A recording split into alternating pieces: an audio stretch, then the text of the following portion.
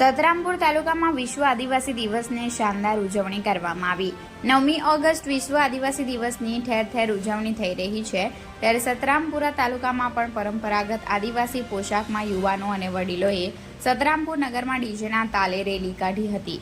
સતરામપુર સહિત ગામડામાં વસતા આદિવાસી ભાઈઓએ બાઇક રેલી કાઢી હતી। વિશ્વ આદિવાસી દિવસ નિમિત્તે ડીજેના તાલે આદિવાસીઓના પરંપરાગત નવા વસ્ત્રો પરિધાન કરી હાથમાં તીરકામઠા, ધાર્યું, ભાલું અને તલવાર જેવા હથિયાર અને માથે પાઘડી ઉપર ગોફણ બાંધી વહેલી સવારથી વિશ્વ આદિવાસી દિવસ મનાવવા કુટુંબ ફળિયાના આગેવાનો સાથે પોતાના વિશ્વ આદિવાસી દિવસની ઉજવણીના કાર્યક્રમમાં જોડાયા હતા।